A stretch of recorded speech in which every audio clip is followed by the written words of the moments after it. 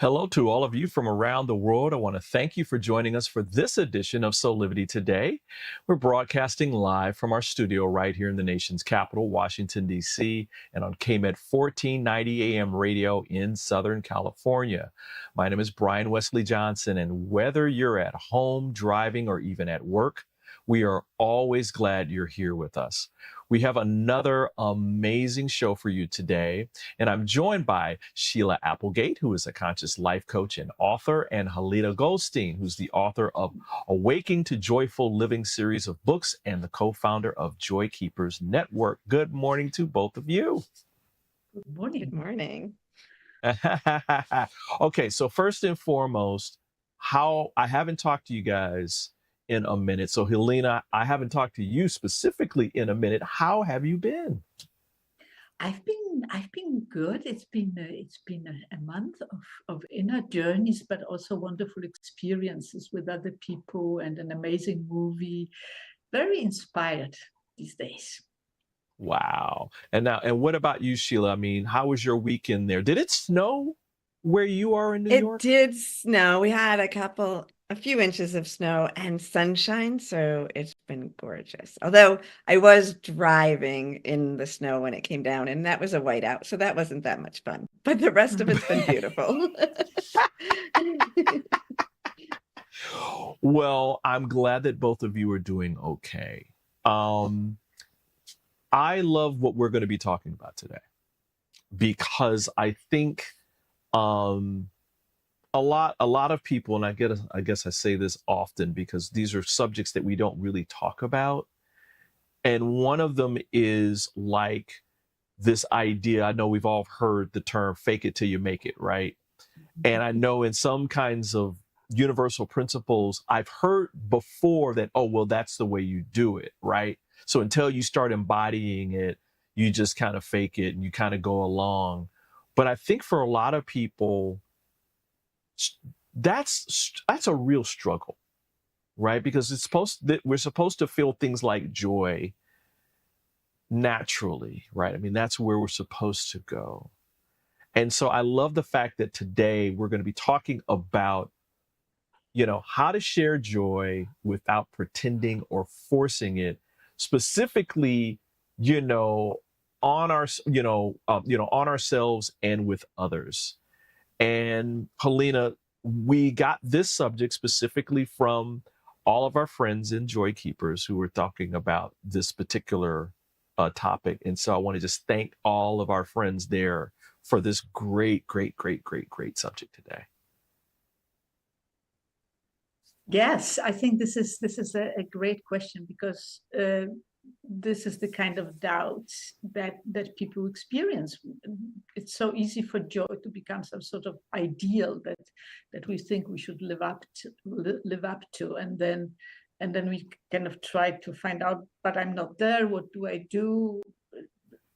A lot of questions there about what is the real joy, and can you fake it, and what happens if you do? So really something interesting to explore. Right. So let's start here, right, with this idea of let's say we're kind of down in the dumps, and we want to move into a place of joy. Can joy be used to suppress our other feelings? And we're specifically phrasing the question that way so that we're able to dig a little deeper into the what joy is and what joy isn't, right? So Halina, I'll go to you first for an answer. Mm-hmm. So yeah, suppression is not a good thing in my book.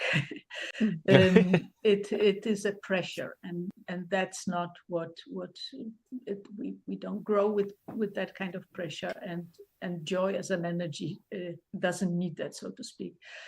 I came to think of a tiny bit incident in my life quite a while ago, but it was an example of what happens. So I was actually about to celebrate my birthday with a group of friends, and I was kind of tense because there's all the things you have to prepare and all that. And one of those friends was there, came earlier, and I don't remember what happened, but for some reason at that point she wanted to share some criticism of me, which is totally okay, but the timing was like horrible because I was like, friends are coming. I'm supposed to be playful and joyful, and there it came, this thing, and I got both angry and tense and sad, and in that moment, and she's actually someone that knows about joy and is conscious about it, and very soon after she delivered her message, she said, but it's all okay, and she gave me a big hug, and I love you, and all that. And my experience in that moment was that something was being forced upon me. I wasn't ready to say everything is okay. I wasn't ready to say, to receive the love and the joy. I needed time, even if it was just a few minutes, as it turned out. I needed time to feel the anger, to feel the tension. Right. And after that, I could receive it. So it's like a subtle thing, but it makes a difference. Right, right. Sheila, I'm as Halina was talking about this, Halina, I'm so glad that you said that, listen, I need time. I need some time, right? Because I think that's the disconnect in answering this question where, okay, using joy to suppress other feelings. It's like, are we really suppressing feelings? Or are we giving ourselves time to feel and then moving into another space? What do you think, Sheila? I think, in our society from a young age, we're taught that there are good feelings and bad feelings. And then as we move and get older, and if we take a path of consciousness or healing, self-help, then I think it gets reinforced in a new way. And that is where that positive thinking comes in. Think positively, focus on the good. And that only works if we include that in the full spectrum of emotions, like Halina and you were speaking about. So we have to embrace the anger, the fear, the doubt, all of those emotions that are least comfortable in order to fully feel the joy. So any suppression of emotion is going to suppress all the emotions, because you can't just, there's no laser cut here, right? You suppress one and you're numbing yourself to all of them. So I think that's the downfall of the simplicity of positive thinking, or trying to be joyful, fake it till you make it, right? So yeah, there is an element of needing to change our attention so that we're welcoming joy in more, but that's not the same as suppressing. Yeah, and Halina, I mean, you and Sheila are talking about, this is a movement of emotions, right? You're moving from one feeling into another, and that the emotions and the feelings that are coming up for us in any one moment are important for us to feel. They're there for a reason, right? So if we're suppressing them and trying to just feel this over here because this, quote unquote, is supposed to feel better, then we're not getting the data download, right? That we're supposed to, maybe the anger is supposed to move us into a certain direction. That is part of our path, right? And that if we don't do it, then we're just going to be stuck. What do you think about that? Halina? Well, I think that's exactly as you say. And I think it's so much about trust. It's so much about trusting ourselves as the souls and the humans that we are, trusting our emotion, trusting the energy that flows through us, trusting the joy that flows through us. I mean, when we suppress other feelings, it's because we fear that if we go there, we will never get out again, right? Right. But it's not true, right? It's not true. Right. So it is about like trusting life, and that trust comes from experience, really. If we take the risk and say, okay, let me feel this and let me feel that, we will experience that it always flows on, that it will change at some point, and then joy becomes to flow naturally and not as something forced. Right. Yeah. Right. Well, I'm loving this conversation.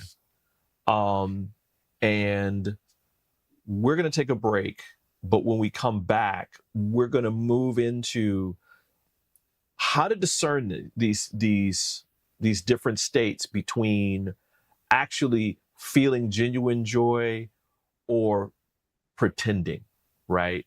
Because I think people need to know what the difference is between the two, because I think sometimes we confuse them, or we're faking it and we're convincing ourselves that we're not faking it when we actually are, right? So listen, everyone, we're going to take this quick break. We have more Soulivity Today coming up. I just want to remind everybody that February is Black History Month here in America. And as part of that, on every Soulivity Today broadcast, we're going to give you moments of Black history in celebration of these great American heroes that have been in our lives. So enjoy, and we'll be right back.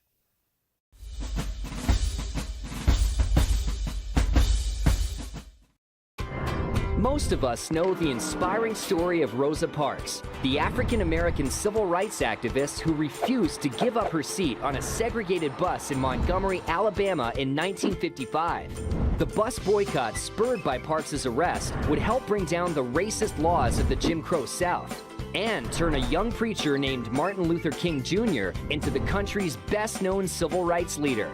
But we bet you didn't know that the story behind the bus boycott isn't quite as simple as it might seem.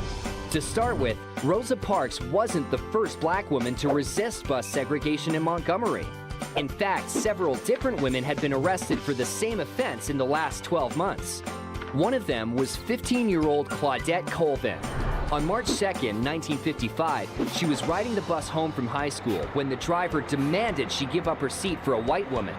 After Colvin refused, police officers arrived on the scene and dragged her off the bus in handcuffs. Claudette Colvin would go on to become one of 4 Black female plaintiffs in Browder versus Gale, the Supreme Court case that would effectively end bus segregation. As a longtime volunteer in the Montgomery chapter of the NAACP and secretary to its president, Rosa Parks advised and supported Colvin. She knew that local Black leaders had been thinking about how to confront bus segregation in Montgomery for years before 1955. She also knew they were looking for a test case, an upstanding citizen they could rally the community around. But Parks certainly didn't plan on becoming that test case herself until December 1st, 1955. At the wheel of the Cleveland Avenue bus that day was James Blake, the very same driver who had ordered Parks off his bus after a confrontation 12 years earlier. Parks was sitting in the middle section of the bus when Blake told her and 3 other Black riders to stand up so that one white man could sit. The 3 other Black riders moved, but she refused. Some people have said Parks was simply too exhausted from working a long day to move to the back of the bus, but she said later she wasn't physically tired, just tired of giving in to Jim Crow. The real story behind the Montgomery bus boycott may not be as simple as the myth, but it is no less powerful. The courageous resistance of Rosa Parks, Claudette Colvin, and other ordinary women became the life force of the civil rights movement.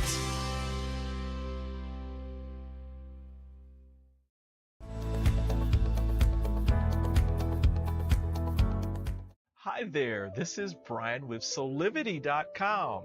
I want to share some exciting news about our new Aspire Academy by Soulivity. Now, you probably want to know what the Aspire Academy by Soulivity is. Well, it exclusively connects you with people around the globe and who share the intense desire to improve themselves and create a better life for themselves today. There's classes, there's workshops, there's live events, and even more exclusively just for you. You see, I wanted you to have a safe space where you could grow, you can learn, and it would empower you in all aspects of your life, including your mind, your body, and your soul. So how do you get started? Well, it is so easy. First of all, the best part, joining Aspire Academy is absolutely free. Just click on the Join Now button, sign up, and begin your journey. As a special part of this invitation to you, there are some free courses that are available for you to try from our amazing roster of coaches and collaborators. It's our way of saying thank you for all of your support and being with us along our journey of expansion. I hope you enjoyed the Aspire Academy by Soulivity today. Start the process. Learn more about your passion, your purpose, and how to live a higher quality life.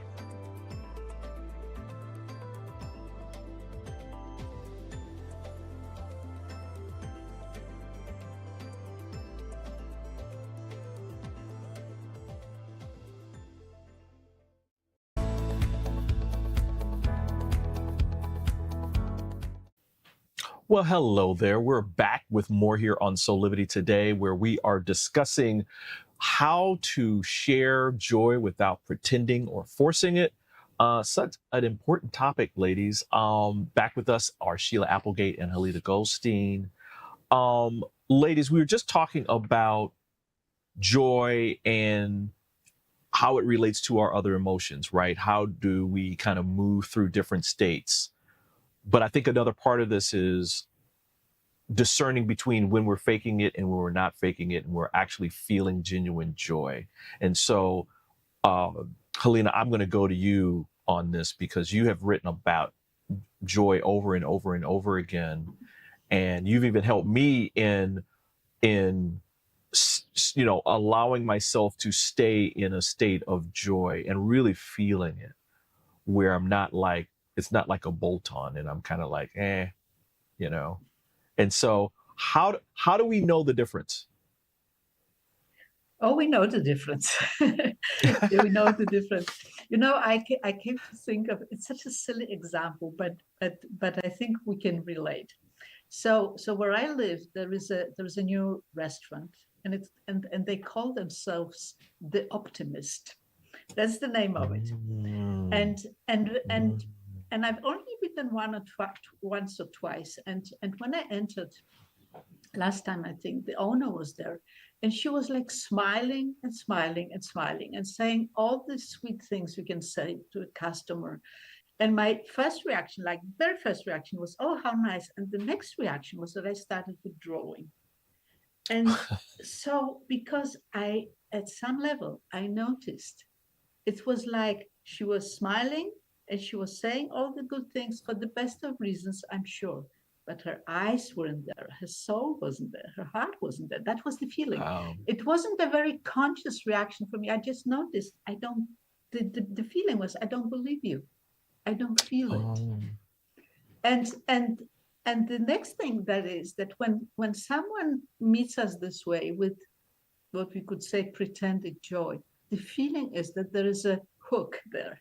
They want something from you. They have a reason why they try to appear joyful. Her reason was probably for me to have a good experience, but just as much for her to have a good business, which nothing wrong with that, but there's a subtle difference there.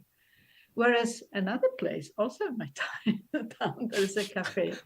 They just call themselves a cafe. And you come in there and your shoulders, they go like, and you just begin to smile automatically. They don't even have to say anything. And you feel at home. You feel at home. And you feel, oh, I can be myself there, regardless of how I feel. I can be there with my joy. I can be there with anything. And that's because they emanate the real thing. So we do know the difference. I don't think it's difficult. It's just about paying attention to how it feels. I love the fact that you said when you walked in the restaurant, you're just like, ah, Yeah. this sigh, this connection, right, to what is. And Sheila, I I have a 2-year-old grandbaby, hi Zari. And when she lets you know immediately whether or not she wants to be bothered with you because of joy, right? I mean, it's instantaneous, and she's fine. Like if you're not in this state, she'll just like, okay, well, I'll come back to you later when you're ready to like have fun with me and all this kind of thing, right? And so children get it, don't they? I mean, they really, really, really get this. Yeah. Yeah. And it's interesting with what Halina you said, and then thinking of the children too, because I have a story that's almost the opposite, but really the same. And that's that my friend's adult daughter moved back into town, which we hadn't really known her because she'd been away when we were really becoming friends over the years. She was an adult. She came back and she came to one of our just friends gatherings, right? And she told us later that in the beginning, the first few times she was with us, she thought we were all fake because she didn't think people could be that happy. And then she realized it was real. And I thought about that, and I am on guard for that sometimes too. Like I think about, not on guard, but like if I have a coaching client or if I work with somebody and they come to me and then it's only happiness, I have to poke because you're here. Is there something underneath that? And sometimes there really isn't. They're in joy and they want more joy, Right. But sometimes it is a shield that they, like Halina, you said, they don't even know that they're putting up in a way. It's become so natural to them. Wow. I've heard that too in my life, especially around like my family. When we talk like on the phone or when we were together, we're like laughing and joking and just, having a good old time. And Halina, you talk about this all the time around that this practice of joy is actually really important because it allows us to expand our ability to be around other people who enjoy and taking that in and elevating it, right? And so, and again, it doesn't mean we're not going to be angry. It doesn't mean that we're not going to be sad. It doesn't mean that we're not going to be even depressed sometimes around things that are happening around our world. It's just we don't have to stay there, right? We don't have to stay in those spirits because joy is always there. It's just there, like love, like other universal principles, right? In terms of emotional states, it's always there. Any tips for people who maybe, we kind of talked about it generally, like we know, and there's this feeling. Any kind of tips that you can give around really quickly, like how a person can immediately know whether or not they're faking it or they're feeling it? And this goes to Halina. Well, it is about noticing how you feel in your body. That's the first thing. Am I tense? Am I relaxed? How does my belly feel? Trust your reactions there. That's the simplest way for me. Sheila, what do you think? I think that's an excellent answer. And then also just check in with yourself and know, like because you can be grieving. We talked about that, right? And then still be in joy, right? Like you can be laughing in the middle of grief. So if you're wondering, just check in. Okay, is my grief still there? It is. Okay. Am I still okay being in this? Okay, good. And then keep going, Right. So check in. So everybody, check in. And also notice what's happening in your body, right? So and that will definitely tell you whether or not you're faking it or pretending or even forcing it, because you'll have this tension, right? And that you won't be relaxed, right? Right. That's also, I would say this too before we go to break. That's probably also a way of knowing if you're allowing yourself to feel whatever those other emotional states are and you're moving through it, you'll feel a wave, right? You'll feel this wave moving out of whatever you're feeling into joy, and you'll feel it flow, right? Yeah. And so pay attention, everybody. Pay attention to your bodies. This is so good to to know about this. So listen, we're going to take another quick break, but when we come back, we're going to talk about joy and this experience of having, our desire to live in joy and as a way of actually experiencing it, right? And so we're going to take this break, and we'll be right back in 2 minutes.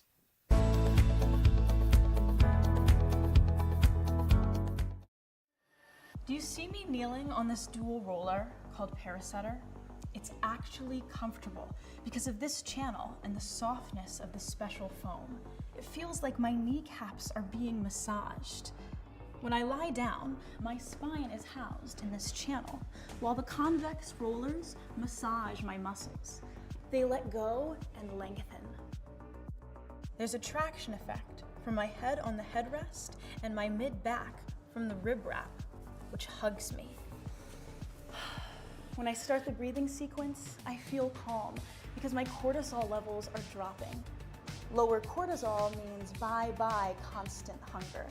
Parasetter is 40 inches long and much more comfortable than old-style rollers, but it weighs only 10 ounces.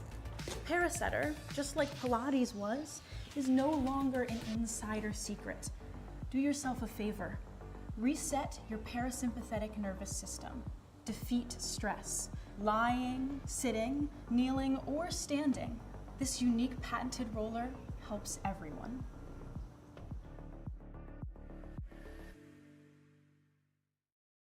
Six years ago, when I started Soulivity, my vision was to support everyone in improving their life through the discovery of their passion and purpose, so they could become the best version of themselves, to battle fear and ignorance, and create a better world today. Get inspired to live your passion and purpose. Visit Soulivity.com now.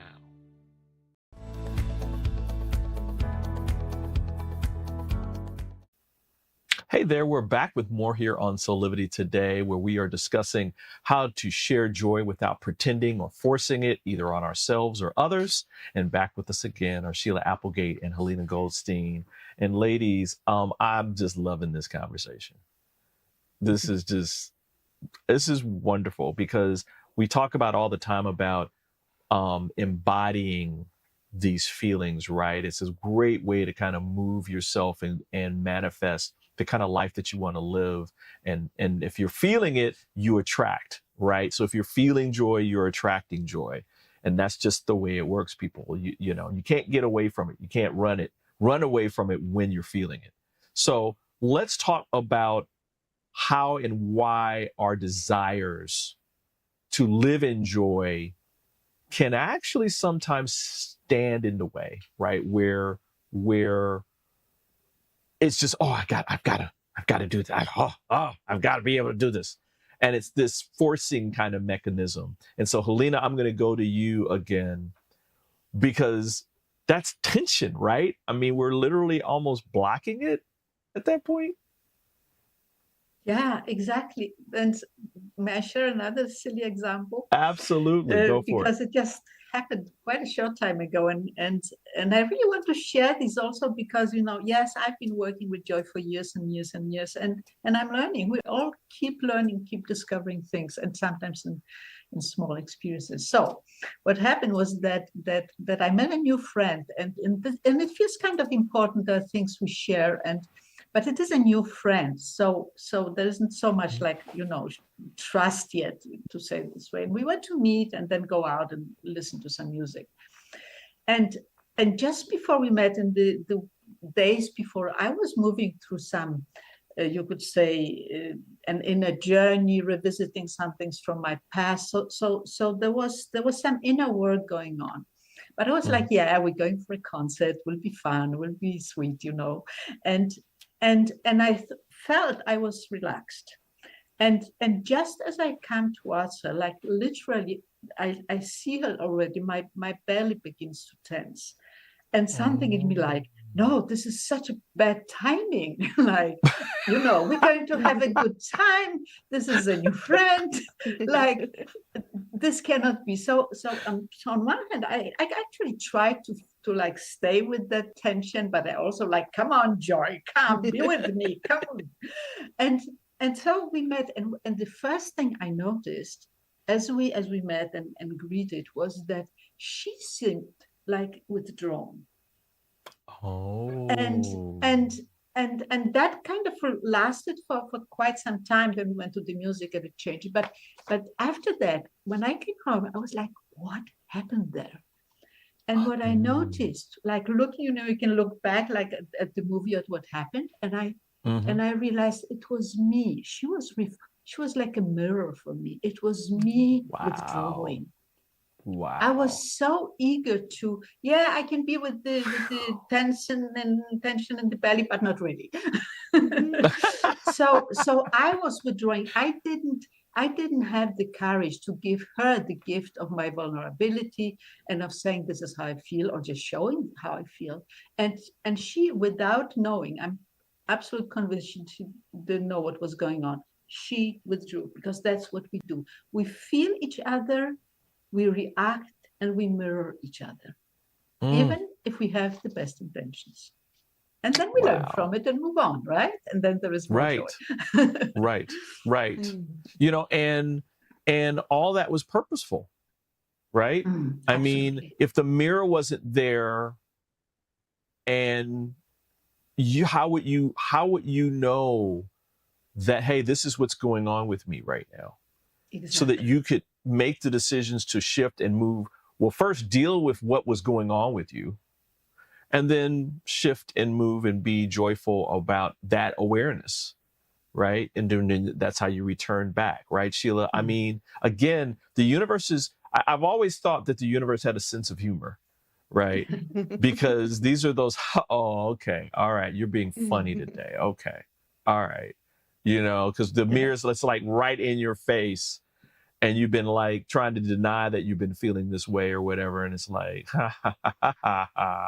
no, Brian, you actually are a little depressed today, or you're a little sad today, and it's okay, right? Yeah.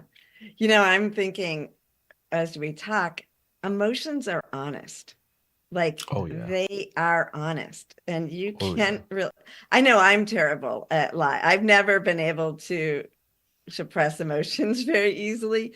But I don't know, for some reason I thought about, as a kind of symbol of it, is drinking, right? People go through a difficult time, and even people will say, well, have a drink, or they bring you wine when somebody dies, right? Here, don't, feel happy, have a little, but alcohol, literally, like, you might have that first drink and you might feel happy, and kind of released, but by the second or the third, everybody's crying, right? So it's sort of like a metaphor. You don't even need the drink to have that happen. If you don't acknowledge it, it comes up, and it comes up bigger.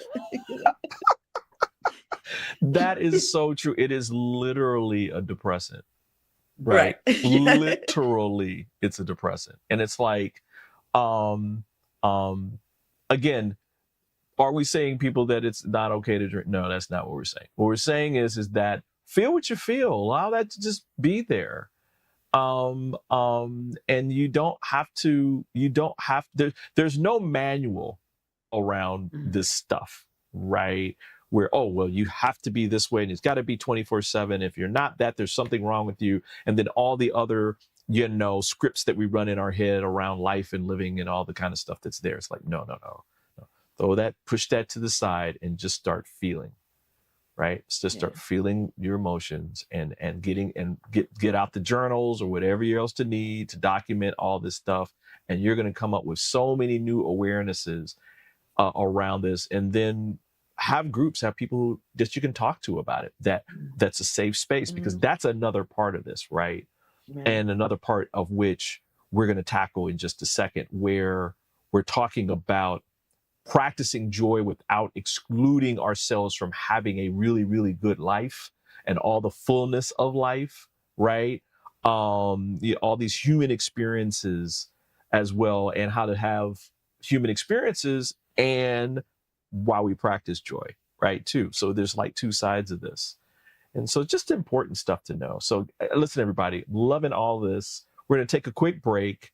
We've got more Soulivity coming up. So stay right there.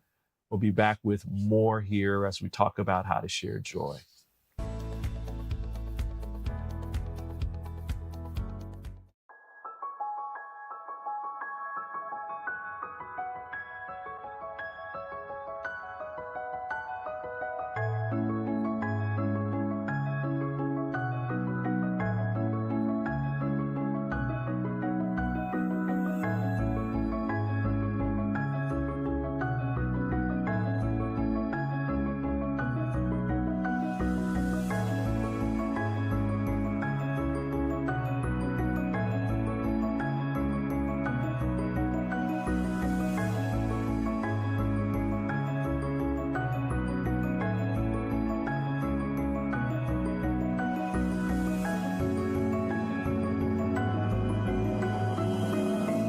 Find all of the Satana products at our Go shop at go.soulivity.com.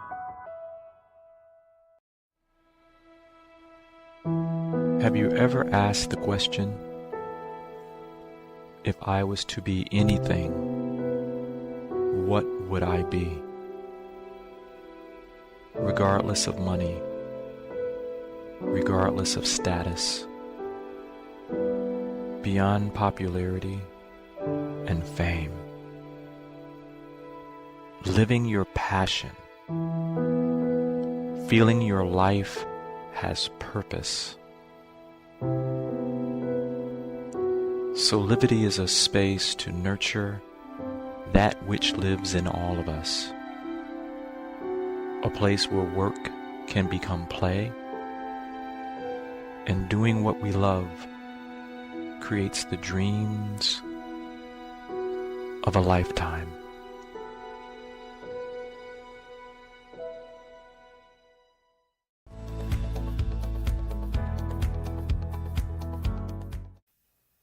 Hey, we're back with more here on Soulivity today, where we are discussing, how to share joy without pretending or forcing it, y'all. You don't have to do that. Listen, back with me is Sheila Applegate and Halina Goldstein. Ladies, there's this thought of us really having a good life, right? And that we know that joy is a part of it. And that I think sometimes we feel as though, because of what we've been taught as kids, that it's either or. You can either feel joy and that's it, or, have an abundant life with money and a beautiful home and friends and all this. And it's like, well, I'm giving up something for that.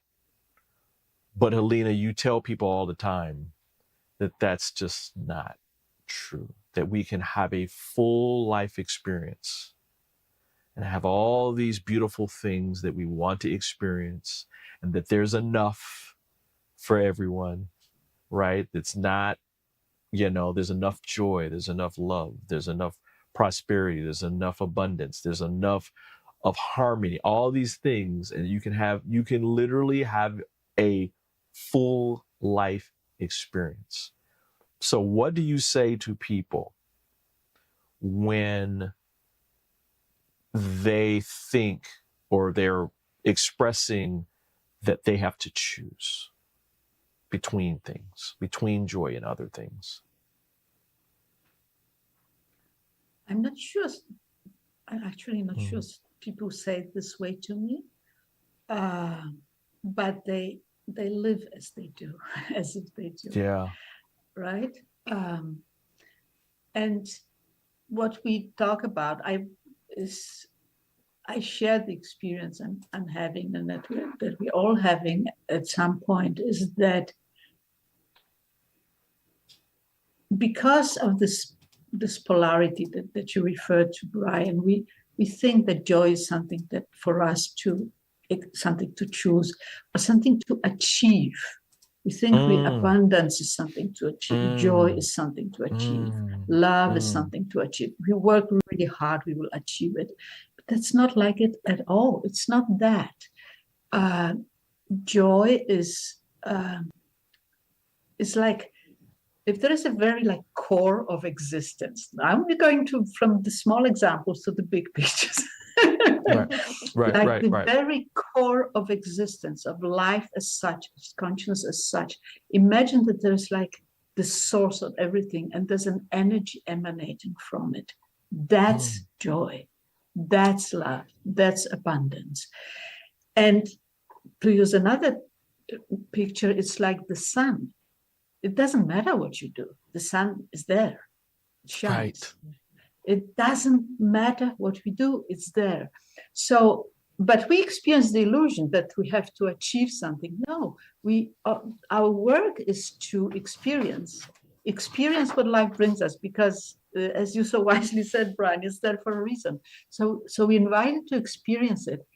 And as we experience it, we're learning how to reconnect with that joy, which is there all the time. That's the work. It's not something to achieve. It's something to reconnect with. It's something that we have already. It's like looking into our own pockets and finding what we've been looking for all our lives. Right? Mm-hmm. You know, Sheila, as part of this meditation that I've been doing almost every day, it's a gratitude meditation. There's a beautiful statement in it that says that we as human beings have a very unique and beautiful experience that we can always be grateful for, because we are literally the embodiment of the universe observing itself. Right. So, Halina, when you talk about this, that it's always there, that this is always happening, it's like air, it's like the sun, it's just there and it's inherent. And so, Sheila, it's like, what a beautiful thing that is when we actually are able to really feel it, right? I mean, that's a game changer. It really is. And I feel like when we talk about the having to choose, as you began this segment with, we live in a capitalistic society. And we need to remember that, right? Because that means that we're constantly being inundated with the message that joy will come from this product or this success or this amount of money. And so that achievement, right? And so people, maybe I was trying to understand the question in the beginning, and I think people maybe set joy aside, the search for joy aside, because they think if I achieve these things, that's when joy will approach me, so they keep achieving and achieving, and there is no joy. But we know that when you start with joy, and this seems like the complete opposite of the capitalistic view, when you choose joy first, though, and Halina and I originally first met in our first conversation was about running our businesses through joy, right? And so that flip of saying every choice I make with my business is going to be based in joy, we now have the joy, and then the abundance flows unending, but there's no reaching for. And like, we can't reaching and receiving are two different acts. They can't be in the same spot. Absolutely. So I feel like when we shift that, then joy is just simply there for us, and we experience it. I feel you on that. In fact, it's funny. Me and Sasha were talking about like relationships and how in a capitalistic society and in the West, when people talk about coming together, like people having certain attributes, specifically materialistic attributes, that's the first thing, right, that they think of, right? Oh, this guy has to have this amount of money, or this woman has to have these kind of attributes, or whatever it is. And they put that first. And then they think, oh, well, and he's got to be loving, or she's got to be loving and nurturing and joy. And it's like, wait. Pay attention to what you're putting first, you're putting forward in your life in terms of what's occupying that space, right? It's so inundated. Yeah, go ahead. Well, I mean, that example is so perfect too, because marriage was literally a capitalistic deal. Like you were selling the women, and you were so its base is in that not just survival instinct, but it's a business deal in its base. So we need to, if we want to have a different type of relationship, we have to start at the base model and shift it. Yeah. Right. One remark. Yeah, go ahead. Yeah, just quickly, that actually I totally get what you say, but coming from Eastern Europe, I've seen the same thing. It's just different ideals. If you go to a culture that has very like dogmatic religion, it's the same thing happening. So the ideals of the messages about what you need to do first, they might differ, but the general tendency is the same, right? Right. I mean, again, there are these things that are always inherent, right? And I'd like to think that our human experience is the playground that we use to keep us always going back to those things, right? To play and to enjoy. Wow, love is always here. Joy is always here. This is abundance. So abundance is not going anywhere. I don't have to earn abundance. It's already here, right? And the more that I'm grateful, and the other things that surround gratitude's there's always something to be grateful for. I mean, just think about that. There's always something to be grateful for. So it's inherent. You attract more and more and more and more and more of that, and your life changes, and your life gets better, and you feel more in the flow, because guess what? You're in the flow. Ladies, thank you so much. Any final thoughts before we talk about some of the things that are going on in our world in terms of like offerings and plugs and stuff? And I'll go to you, Halina, first. Well, the thing that comes to my mind is that something we have already said, but just to reinforce it a little bit, that we are just learning, right? It's natural that, like a few years ago, joy wasn't even in our awareness that distinctly, not as distinctly as it is now. But as we open to it, though, it's natural that we exaggerate and we experiment, and we do it the right way, and we do it the wrong way. That's just the nature of the learning process. It's totally okay. So let's just keep exploring and keep learning from it, and it will all come. It's coming. Oh, I love it. I love it. No pressure. Universe doesn't deal in pressure. What about you, Sheila? Any final thoughts? Just to add to what Halina just said is, it's embracing all emotions. Joy comes with a package. So when you're willing to feel any emotion, and just because you may have suppressed emotions doesn't mean that as soon as you go to feel it, you're going to have to, get all of the emotions you ever suppressed out. You can do this gently, but it does take feeling all emotions to experience true joy. Yeah. I think all I'll say on this is that the journey to where you want to go always starts with being, and that means you have to feel everything that's happening in your body, right? If it becomes overwhelming, get some help, right? Because there's always help available. But that's the path forward. The path forward is knowing what's happening within your body, And I mean, on all dimensions, your emotional, your, intellectual, all those different stages that are within your body. So great show today. Wow, man. Why don't we move to some shameless plugs, because we got a couple of minutes left.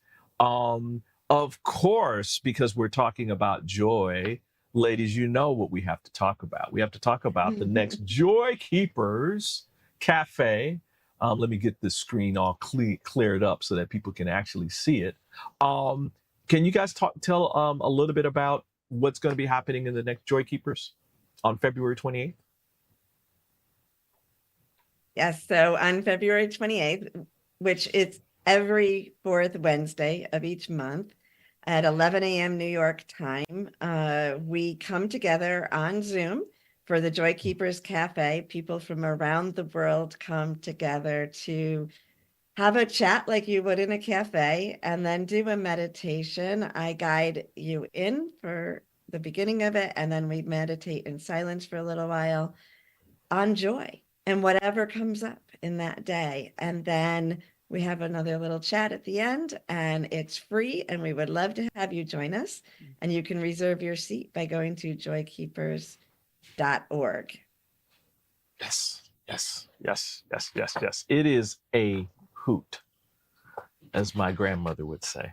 It's a hoot, which means it's amazing in layman's terms, because it's just communal. Yeah. Right. And there's people from all over the world that are on the call, which is absolutely awesome. You guys know I love that part. And we just commune together, enjoy. And Sheila, you always bring it in terms of the meditation. It's always like, woo. Yeah. Woo. You can feel it for days afterwards. Oh, in the man. best of ways. Until the next Joy Keepers. So again, everyone, go to joykeepers.org/cafe. And it's absolutely free. There's no cost in this. And to reserve your seat, and you'll get alerts and that kind of thing. Ladies, thank you so much for being here with me, talking about this today. Thank you. Yeah, this has been wonderful. Yeah, this has been wonderful.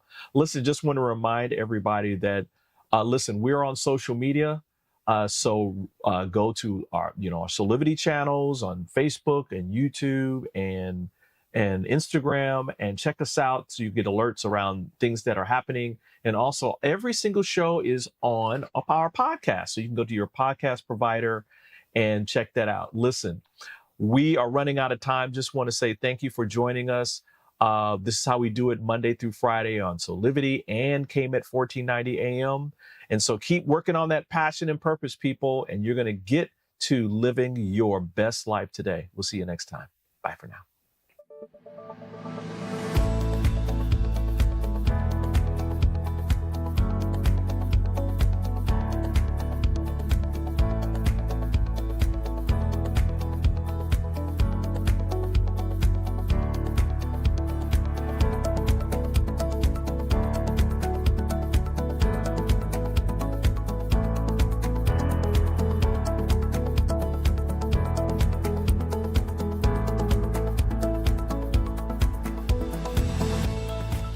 This work is subject to copyright owned by Affinity Global LLC.